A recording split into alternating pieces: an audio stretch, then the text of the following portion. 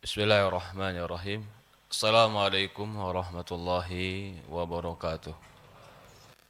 Innal hamdalillah nahmaduhu wa nasta'inuhu wa nastaghfiruh wa na'udzu billahi min shururi anfusina wa min sayyiati a'malina may yahdihillahu fala mudilla lahu wa may yudlil fala hadiya lahu. Asyhadu an la ilaha illallah wahdahu la syarika lah. Wa asyhadu anna Muhammad abduhu wa rasuluhu la nabiyya ba'd. Qala Allah Ta'ala fi kitabihil karim, ya ayyuhalladzina amanu taqullaha haqqa tuqatih fala tamutunna illa wa antum muslimun. Wa qala Allah Subhanahu wa ta'ala, ya ayyuhalladzina amanu taqullaha wa qulu qawlan sadida يصلح لكم أعمالكم ويغفر لكم ذنوبكم ومن يطع الله ورسوله فقد فاز فوزا عظيما فإن أصدق الحديث كتاب الله وخير الهدي هدي نبينا محمد صلى الله عليه وعلى آله وصحبه وسلم وشر الأمور محدثاتها فإن كل محدثة بدعة فإن كل بدعة ضلالة فإن كل ضلالة في النار أعاذني وإياكم من النار يا عباد الله أوصيكم ونفسي بتقوى الله فقد فاز المتقون. Para hadirin jamaah salat Jumat yang dimuliakan dan dirahmati oleh Allah Subhanahu wa taala. Pertama-tama kita panjatkan puja dan puji syukur kita hanya kepada Allah Subhanahu wa taala Rabbul alamin. Serta salawat dan salam selalu kita curahkan kepada Nabi kita Muhammadin sallallahu alaihi wa ala alihi wa sahbihi wasallam, kepada keluarganya, kepada para sahabatnya, juga orang-orang yang mengikuti dan mencintainya sampai hari kiamat. Usikum wa nafsi bittaqwallah faqad fazal muttaqun. Saya wasiatkan kepada diri saya pribadi dan kepada seluruh jamaah agar bertakwa kepada Allah. Sesungguhnya orang-orang yang bertakwa kepada Allah Subhanahu wa taala, merekalah orang yang mendapatkan kesuksesan di dunia dan di akhirat. Ya ibadallah. Di antara rahmat Allah, kebaikan Allah kepada kita yang tak terhingga, Allah Subhanahu wa taala menjadikan tempat dan waktu lebih utama dari sebagian yang lain. Allah jadikan tempat-tempat yang jika kita beribadah di tempat-tempat tersebut, ibadah akan berlipat ganda lebih banyak. Tetapi, kalau tempat, tidak semua orang bisa sampai ke tempat tersebut. Sebagaimana Ka'bah itu tempat. Orang yang sholat di Masjidil Haram akan dilipat 100.000 kali lipat oleh Allah Subhanahu wa taala. Itu bentuk rahmat Allah. Karena Allah tahu, kita tidak akan mampu sholat untuk sampai 100.000 rakaat. Tapi Allah jadikan tempat yang jika kita sholat di sana, Allah jadikan sholat kita bagaikan 100.000 rakaat. Selain tempat, Allah jadikan pula waktu, agar amal kita berlipat ganda di sisi Allah Subhanahu wa taala. Di antara waktu yang Allah muliakan dan Allah berikan kepada kita kemuliaannya adalah di bulan-bulan haram. Bulan haram dimaktubkan di Quran. Di dalam hadis Rasulullah SAW 4 bulan haram yang Allah mengkhususkan. 4 bulan ini di sisi Allah Subhanahu wa taala berbeda dengan bulan-bulan yang lain. Allah Subhanahu wa taala mengatakan pada surat At-Taubah ayat 36, "Inna iddatasy syuhuri 'indallah 12 syahran fi kitabillah, yauma khalaqas samawati wal ard, minha arba'atul hurum. Dzalika dinul qayyim, fala tadlimu fihinna anfusakum." Kata Allah Subhanahu wa taala, sesungguhnya jumlah bilangan bulan di sisi Allah itu ada 12. Allah telah tuliskan dalam kitabnya, sebagaimana Allah telah menciptakan langit dan bumi. Dan di antara 12 ini ada 4 bulan yang haram. Dzalika dinul qayyim, itulah agama yang lurus. Fala tadlimu fihinna anfusakum. Dan jangan kalian menzolimi diri-diri kalian pada bulan-bulan tersebut. Allah Subhanahu wa taala di dalam ayat ini menegaskan dalam 1 tahun ada 12 bulan. Tetapi 4 bulan itu dikhususkan oleh Allah Subhanahu wa taala. Sampai Allah katakan hurum. Hurum artinya haram. Terjaga kehormatan. Ada yang mengartikan haram di sini, Allah mengharamkan peperangan. Allah mengharamkan penumpahan darah. Allah mengharamkan kezaliman. Walaupun bukan berarti di luar 4 bulan ini boleh kezaliman. Tetapi yang diinginkan di 4 bulan ini, kalau dilanggar kehormatan ini, maka berarti melanggar sesuatu yang Allah Subhanahu wa taala muliakan. Maka dalam sebuah hadis, baginda Nabi SAW mengatakan inna zamana qad istadara ka hay'ata yawma khalaqallahu samawati wal ard. As-sanah 12 syahran. Kata Rasulullah SAW, 1 bulan itu, 1 tahun itu ada 12 bulan. Minha arba'ata hurum. Di antaranya ada 4 bulan haram. Salasa mutawalian. 3-nya berurutan. Dikatakan oleh Rasulullah SAW, Dzulqa'dah, Dzulhijjah, wal Muharram. Wal Rajab, Mudharul ladzi baina Jumadai wa Sya'ban. Kata Rasulullah SAW, adapun 4 bulan haram itu adalah bulan Dzulqa'dah, bulan Dzulhijjah, bulan Muharram, yang 3 ini berurutan. Sekarang kita sudah masuk bulan Dzulqa'dah. Setelah itu bulan Dzulhijjah, setelah itu bulan Muharram, yaitu bulan tanggal 1 bulan 1 Islam. Lalu kata Rasulullah SAW, wa bulan Rajab, yang terakhir adalah bulan Rajab. Kenapa Rasulullah SAW dan Allah Subhanahu wa taala menyebutkan kekhususan 4 bulan ini? Karena 4 bulan ini seorang mukmin akan Allah Subhanahu wa taala berikan kebaikan-kebaikan jika dia menjaga kehormatan 4 bulan ini. Dan sebagian ulama menjelaskan pula, barang siapa yang melanggar kehormatan-kehormatan bulan ini, dia akan mendapatkan kejelekan lebih daripada ketika dia melanggar atau berbuat dosa di bulan-bulan yang lain. Maka 4 bulan ini bagi kaum muslimin haruslah kita menambah amal soleh kita. Dimulai dengan bulan Dzulqa'dah ini. Rasulullah SAW suatu hari pernah datang seorang sahabat. Dia datang dengan penampilan yang berubah. Yang setahun sebelumnya Rasulullah bertemu dia dengan penampilan yang lebih sehat. Ketika tahun berikutnya dia datang dalam keadaan lebih kurus, pucat. Rasulullah mengatakan, kenapa engkau? Dia katakan, ya Rasulullah SAW, aku puasa sepanjang tahun. Kata Rasulullah SAW, wala tu'adzib nafsak. Jangan kau beratkan dirimu. Ya Rasulullah, tapi aku mampu puasa. Ya sudah, kalau kau mau puasa, puasalah 3 hari. Ya Rasulullah, 3 hari mudah, aku mau puasa yang lain. Kalau begitu puasalah tambah, kata Rasulullah. Ya Rasulullah SAW, bagaimana kalau aku puasa setengah tahun? Rasulullah mengatakan, jangan, terlalu banyak. Puasalah lebih sedikit daripada itu. Sampai akhir Rasulullah mengatakan, kalau kau memang pengen banyak puasa, puasalah di bulan haram. Maksudnya bulan-bulan Muharram. Maka di bulan Muharram, di antara ajaran Rasulullah SAW, boleh kita memperbanyak puasa. Di bulan Dzulqa'dah, bulan Dzulhijjah, juga termasuk bulan Muharram dan bulan Rajab. Ya ibadallah, para hadirin jamaah yang dimuliakan dan dirahmati Allah Subhanahu wa taala. Dari sini pula sebagian ulama menganggap bahwasannya kalau Allah mengharamkan di bulan-bulan Muharram perbuatan zalim, ada yang menafsirkan berarti ketika di bulan-bulan Muharram melakukan kezaliman, dosanya berbeda dengan melakukan kezaliman di luar bulan Muharram. Karena Allah mengatakan di Quran surat Taubah yang kita baca tadi, fala tadlimu fihinna anfusakum. Jangan kalian menzalimi di bulan-bulan tersebut diri kalian. Kenapa Allah khususkan 4 bulan ini tidak boleh menzalimi diri? Apakah berarti maknanya di luar 4 bulan ini boleh menzalimi diri? Kapanpun kita tidak boleh menzalimi diri kita. Tapi di 4 bulan ini Allah Subhanahu wa taala menegaskan, fala tadlimu fihinna anfusakum. Maka kita di 4 bulan ini lebih menjaga diri kita dari perbuatan-perbuatan dosa. Hindarkan diri kita dari perbuatan-perbuatan maksiat. Lakukanlah keibadah yang ketaatan, terutama sholat 5 waktu. Menjaga tauhid kepada Allah. Jangan memakan harta orang lain. Jangan menzalimi orang lain. Karena bulan-bulan ini bulan-bulan yang mulia di sisi Allah Subhanahu wa taala.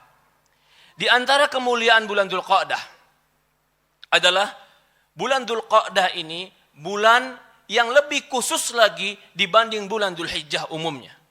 Sebagaimana kita katakan tadi, bulan Dzulhijjah ada 4, atau bulan Muharram ada 4. Ada Dzulqa'dah, Dzulhijjah, Muharram dan Rajab. Tapi untuk bisa melakukan haji cuman pada bulan Syawal, Dzulqa'dah dan 10 Dzulhijjah.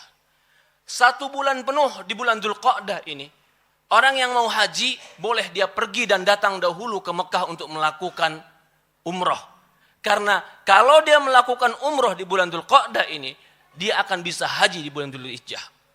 Maka bulan Dzulqa'dah selain bulan Muharram, dia pun bulan-bulan untuk haji. Allah khususkan lagi dia dengan bulan haji. Karena amalan haji rukun Islam. Berarti bulan ini termasuk bulan yang Allah cintai agar kaum muslimin melakukan amalan yang Allah cintai. Disebutkan juga oleh para ulama, di antara amalan atau di antara kekhususan bulan Dzulqa'dah, bahwasannya baginda Rasulullah SAW pernah melakukan 4 kali umroh. Dan dalam riwayat dikatakan, tidaklah Rasulullah melakukan umroh kecuali dalam bulan Dzulqa'dah. Rasul pada tahun ke-6 Hijriah, perjanjian Hudaybiyah, itu Rasulullah SAW ingin umroh. Ternyata umrohnya dihalangi oleh orang musyrikin, itu bulan Dzulqa'dah. Yang akhir Rasulullah SAW memotong kambingnya, tetap dihitung dia sebagai umroh. Lalu tahun ke-7 Hijriah, Rasulullah SAW kembali lagi ke Mekah untuk mengqadha umrohnya, mengganti umrohnya yang pada tanggal atau pada tahun 6 Hijriah. Rasulullah kembali pada tahun 7 Hijriah mengqadha umrohnya di bulan Dzulhijjah. Bahkan dalam riwayat lain, Rasulullah SAW ketika dia pulang dari sebuah peperangan dan dia melewati sebuah mikot dan dia pun umroh, dan itu pun pada bulan Dzulqa'dah. Bahkan yang keempat, ketika Rasulullah SAW ingin haji di tahun ke-10 Hijriah, masuk haji bulan Dzulhijjah, tapi Rasulullah SAW sudah masuk Mekah untuk melakukan umroh tamattu dia pada bulan Dzulqa'dah. Pada bulan Dzulqa'dah Rasulullah SAW melakukan 4 kali umroh pada bulan Dzulqa'dah. Berulang 4 kali umroh ini walaupun berbeda tahun ke-6, tahun ke-7, tahun ke-8 dan tahun ke-10 Hijriah, tapi semua dilakukan pada bulan Dzulqa'dah. Bahkan sebagian ulama ada yang berpendapat Rasulullah SAW jika melakukan sebuah ibadah, tentu ibadah itu bimbingan Allah. Ketika Allah bimbing dia melakukan umroh berulang-ulang di beberapa tahun di bulan Dzulqa'dah, maka umroh di bulan Dzulqa'dah itu lebih afdol. Bahkan ada yang mengatakan umroh di bulan Dzulqa'dah lebih afdol daripada umroh di bulan Ramadan. Dengan argumen Rasulullah SAW menganjurkan umroh Ramadan, tetapi dia tidak melakukan umroh di Ramadan. Rasulullah SAW melakukannya di bulan Dzulqa'dah. Tetapi sebagian ulama berpendapat tetap umroh di bulan Ramadan memiliki keutamaan yang besar.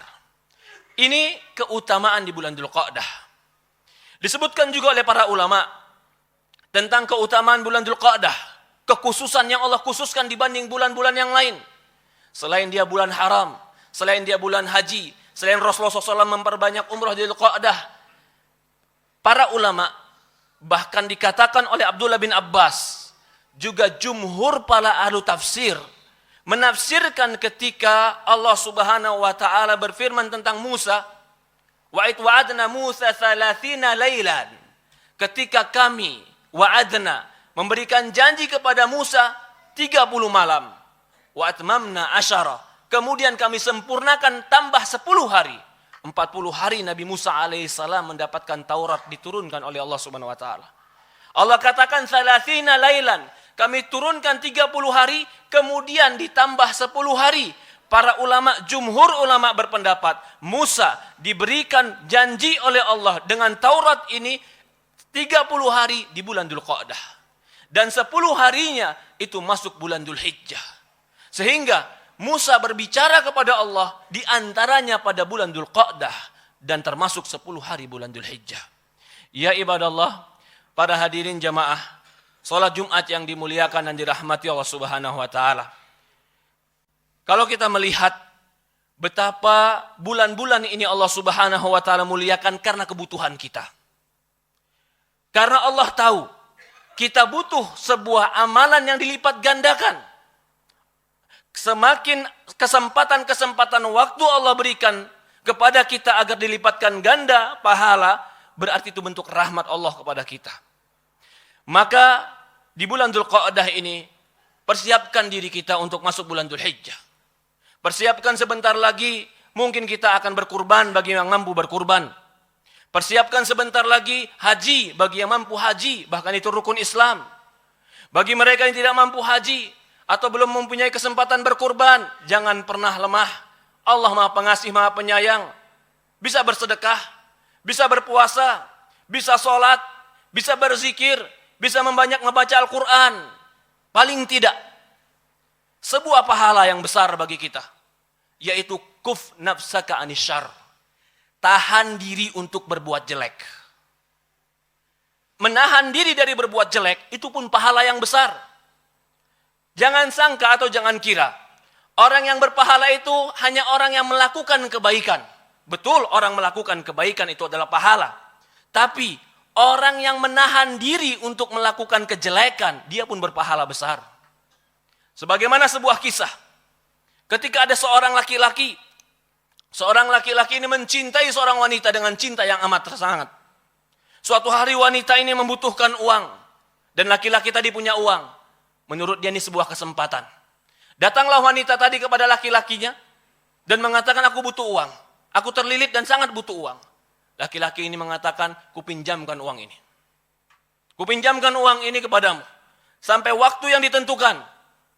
Begitu waktu ditentukan, datanglah laki-laki ini kepada wanita tadi. Kembalikan uang. Si wanita mengatakan, gak punya. Aku gak punya uang. Lalu laki-laki ini meminta agar perempuan ini menyerahkan kehormatannya dan hutangnya lunas. Setelah itu, si perempuan dalam keadaan terpaksa, terlilit hutang, fisiknya lemah, tidak memiliki kemampuan membela diri. Begitu laki-laki ini ingin menghampiri perempuan tadi, dan cabang yang 4 pun sudah mendekat, maka perempuan ini mengatakan, ittaqillah, takutlah kepada Allah, jangan kau masukkan timba kecuali dengan yang halal. Begitu dia sudah di hadapannya wanita tadi, bisa dia lakukan. Tapi ketika wanita ini mengatakan takutlah kepada Allah, dia tinggalkan wanita ini karena Allah. Apa yang terjadi? Suatu hari laki-laki ini terjebak dalam kesulitan. Dia terjebak dalam gua. Yang gua ini tertutup dengan batu yang besar. Ketika dia ingin keluar dari gua ini, batu besar ini menutup dan dia dorong batu besar ini tidak bergerak batu besar tadi. Dia ingat dengan amal dia ini. Ya Allah, aku pernah mencintai seorang wanita. Aku pernah duduk di depan dia. Dan bisa kulakukan apa yang ingin kulakukan. Tapi karena aku mengingatmu ya Allah, kutinggalkan dia dan kulunaskan hutangnya. Kalau amalanku itu baik ya Allah, gerakkan batu ini. Maka Allah gerakkan batu tadi, dia bisa keluar dan selamat jiwanya. Ternyata meninggalkan yang haram termasuk sebuah amal soleh di sisi Allah Subhanahu wa ta'ala. Keinginan-keinginan terbetik untuk melakukan yang haram sebenarnya sebuah kesempatan untuk menjadi pahala bagi kita di sisi Allah kalau kita mampu untuk mengatur diri kita dan mengatur nafsu kita. Barakallahu lakum fil Qur'anil Karim wa nafa'ani wa iyyakum bima fihi minal ayati wa dzikril hakim wa taqabbalallahu minni wa minkum tilawatuh wastaghfiruh innahu huwal ghafurur rahim.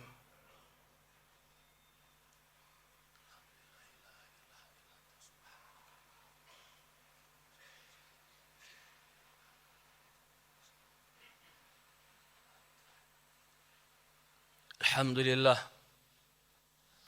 Wassalatu wassalamu ala asyrafi anbiya'i wal mursalin. Ala nabina Muhammadin sallallahu alaihi wa ala alihi wa sahbihi wasallam. Ashhadu an la ilaha illallah wahdahu la syarika lah. Wa ashhadu anna Muhammad abduhu wa rasuluhu la nabiyya ba'd. Ya ibadallah, para hadirin jamaah salat Jumat yang dimuliakan dan dirahmati Allah Subhanahu wa taala. Jika kita membaca sebagian sejarah dan sirah dari perjalanan Islam, kita pun akan melihat Ternyata ada beberapa kejadian-kejadian sejarah yang agung di dalam Islam terjadi pada bulan Dzulqa'dah. Di antaranya adalah Bai'atul Aqabah. Janji sumpah setia kepada Rasulullah, Aqabatul Ula, yang pertama. Yang ketika itu para sahabat laki-laki dan perempuan semuanya bersumpah. Atau sebagian mereka bersumpah kepada Allah. Untuk taat dan patuh kepada Rasulullah SAW. Dan perempuan disumpah untuk tidak membunuh anak-anak mereka. Untuk mereka mentaati Allah dan Rasul. Dan sumpah ini Allah Subhanahu wa ta'ala jadikan sumpah yang mengangkat derajat para sahabat sehingga mereka berbeda dengan orang-orang yang lain. Ini terjadi pada bulan Dzulqa'dah. Juga di antara kejadian yang menunjukkan keutamaan dan besarnya kemuliaan bulan Dzulqa'dah adalah ketika di Hasyr. Ketika peperangan yang Rasulullah SAW mengepung orang-orang Yahudi lebih daripada 20 hari. Ketika orang Yahudi mengkhianati Rasulullah di Madinah. Dan ingin membunuh Rasulullah SAW di Madinah. Padahal ketika itu sudah diambil perjanjian. Orang Yahudi boleh tinggal di Madinah. Tapi tidak boleh membantu orang-orang yang membunuh Rasulullah. Jika mereka melanggar perjanjian ini, mereka akan diusir dan dibunuh oleh Rasulullah SAW. Ternyata mereka berkhianat. Dan ini memang karakteristik Yahudi. Mereka berkhianat kepada Rasulullah dan ingin membunuh Rasulullah. Maka Rasulullah SAW ketika itu mengumpulkan kekuatan para sahabat, mengepung perkampungan orang Yahudi lebih daripada 20 hari. Yang Allah abadikan di Quran dengan surat Al-Hasyr. Saking takutnya mereka sendiri yang merobohkan rumah-rumah mereka. Mereka bawa semua barang-barang mereka dan mereka meninggalkan kota Madinah. Ini pun kejadiannya pada bulan Dzulqa'dah. Disitulah Rasulullah SAW dengan para sahabat Allah abadikan di Quran dalam surat Al-Hasyr. Bagaimana kejujuran dan kemurnian para sahabat radhiyallahu an. Para hadirin jamaah yang dimuliakan dan dirahmati Allah Subhanahu wa ta'ala. Maka manfaatkan waktu-waktu baik ini. Untuk kita menggapai rahmat Allah. Ampunan Allah. Manfaatkan dengan sholat. Manfaatkan dengan puasa. Jaga diri dari kemaksiatan. Hidup kita tidak lama. Kullu nafsin dha'iqatul maut. Semua jiwa pasti mati. Orang yang merugi adalah orang yang tidak memanfaatkan waktu hidupnya. Allah mengatakan innal insana lafi khusrin wal asri innal insana lafi khusrin. Demi masa, demi waktu dan demi kesempatan, sesungguhnya manusia dalam kerugian. Kecuali mereka yang beriman dan beramal saleh. Pemahaman ayat ini, kalau dia punya kesempatan lalu dia tidak gunakan kesempatan untuk beriman dan beramal soleh. Walaupun terkumpul satu hari puluhan juta uangnya. Tapi dia tidak beriman dan tidak menambah amal solehnya. Innal insana lafi khusrin. Dia tetap dalam kerugian. Orang yang tidak rugi adalah orang yang menyiapkan bekal untuk kehidupan abadi. Itulah orang yang tidak rugi. Illal ladzina amanu wa amilus solihat. Wa tawasaw bil haqqi wa tawasaw bis sabr. Waktu kita ini adalah modal kita untuk mendapatkan kebaikan akhirat, maka gunakan waktu kita sebaik-baiknya. Waktu lapang kita sebelum datang waktu sempit kita. Waktu sehat kita sebelum datang waktu sakit. Waktu muda sebelum datang waktu tua. Waktu kuat sebelum datang waktu lemah. Waktu hidup sebelum datang waktu mati. Karena ketika sudah kematian datang, penyesalan percuma. Ya ibadallah, para hadirin jamaah salat Jumat yang dirahmati dan dimuliakan oleh Allah Subhanahu wa taala. Semoga Allah Subhanahu wa taala merahmati kita di bulan-bulan haram ini. Semoga Allah Subhanahu wa taala memberikan kita kemudahan untuk beramal soleh di bulan haram ini.